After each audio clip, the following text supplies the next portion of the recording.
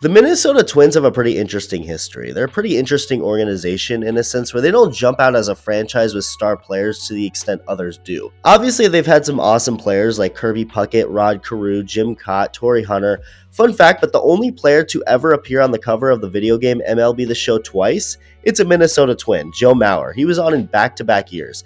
Very random when you think about it. Not to disrespect Mauer or the Twins, but they're not the first names you think of when you think of who would represent one of the biggest sports video games in back-to-back years. It's still pretty cool though. And speaking of Mauer, he was just voted into the Hall of Fame, someone who was actually born and raised in Minnesota and a lifelong Twins fan who became a big league Hall of Famer for them, only ever playing for the Twins. So that's awesome. And as for the current day Minnesota Twins, they have some star players. They just won the AL Central last year, which isn't the most impressive feat considering the lack of anything good in that division, but the Twins had themselves a nice year, putting up a decent battle with Houston in the ALDS and looked to be good again this year. And that was all with Carlos Correa having a bad offensive season, one of their newer stars.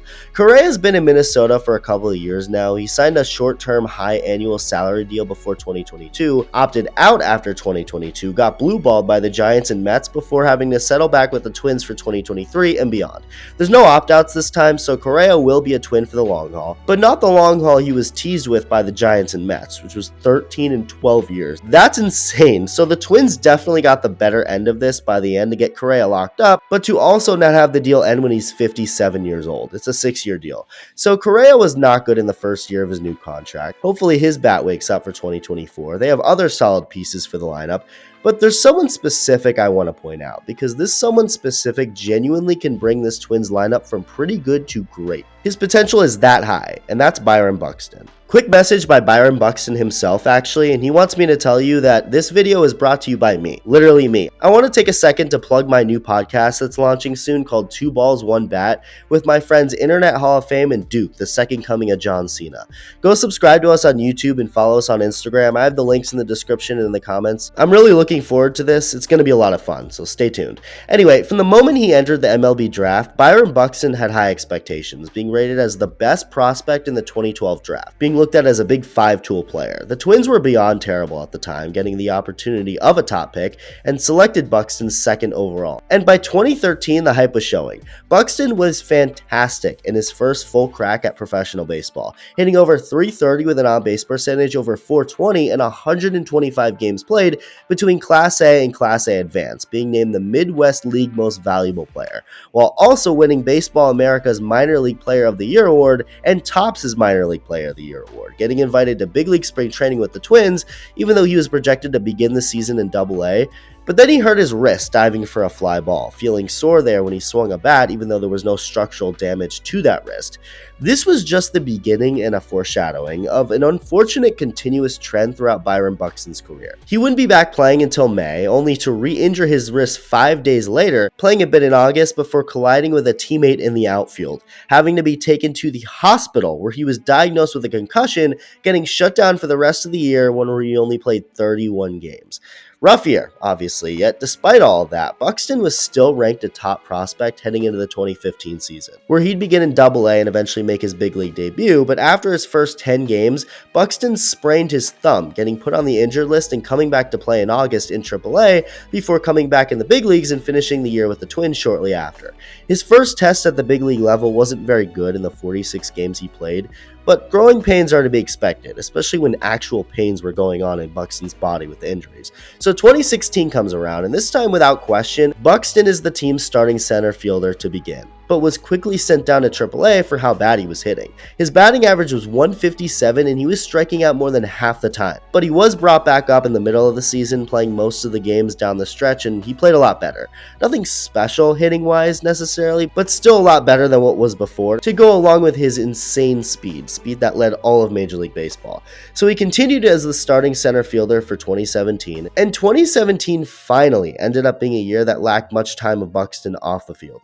He played 140 games and was not great. He did show a lot of his potential though, still, with the bat and his speed and defense, winning a gold glove, but that's not all. His defense was so amazing that he won several awards for defense, including a Platinum Glove Award, a Fielding Bible Award, and led baseball again in sprint speed. But by 2018, things started getting rough again. Real rough. Buxton dealt with a toe injury and migraines while also putting up virtually no production at the plate, playing only 28 big league games that year, and during September, when teams can call up more players, they decided not to bring up Buxton, who wasn't happy about it, publicly saying that he didn't want to sugarcoat anything, and when he was told he wasn't getting called back up, it didn't go over well. Buxton really was angry and got a chip on his shoulder because of this, and well, things changed for the better. Something switched, like a light bulb almost. And from that point forward, instead of just being an average hitter at best with a good glove in the big leagues, Byron Buxton became one of the best players in baseball. The issue?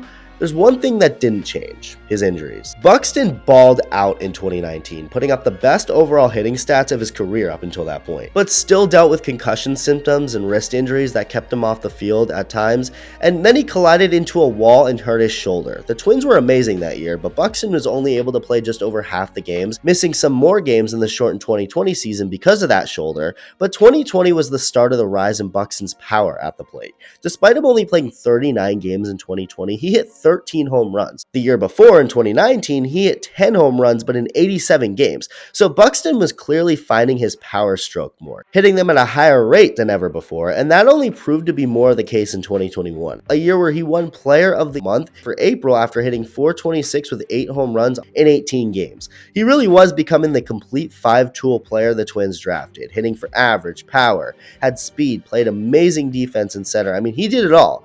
But like I said, that one issue just didn't go away. Buxton started dealing with hamstring problems along with a hip strain going on the injured list, and just 3 days after returning from the hip strain, was hit by a pitch that fractured his hand. I mean, come on. The dude is cursed. There's no other way to put it. Rock bottom. Can't get any worse.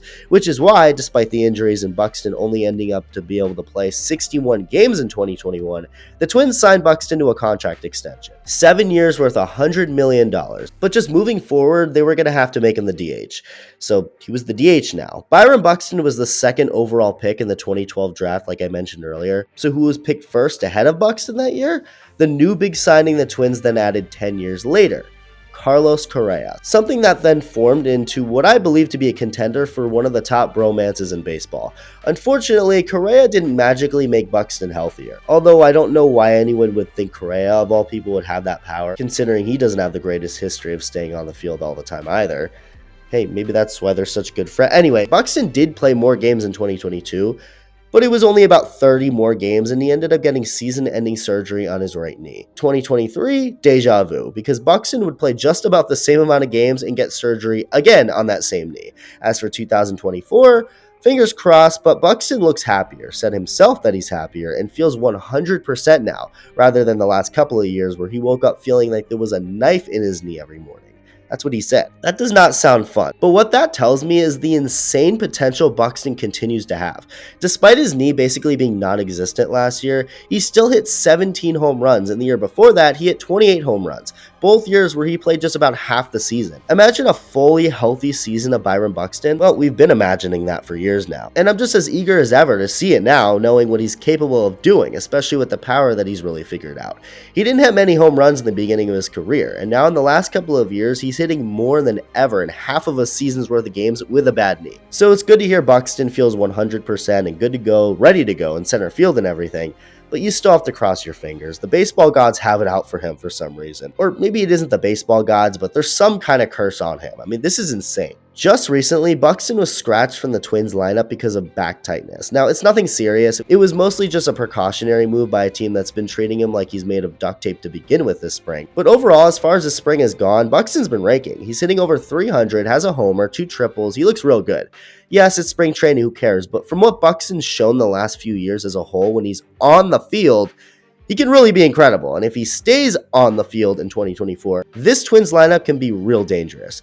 Yes, Carlos Correa has to step it up. His hitting last year, he's got to improve big time on whatever the hell that was, but he's got to be better. And the Twins also have some other key pieces in their lineup, but Byron Buxton can be the difference maker. If he stays healthy, stays on the field, and stays ready to produce, he could be an MVP caliber player. And that really does change things for the Twins. But judging by the history, it's obviously the farthest thing from a guarantee. So once again, fingers crossed for the most cursed player in baseball. If you enjoyed this video, hit that subscribe button to keep up with everything great about baseball. Let me know what you think. Thank you for watching, and I'll see you soon.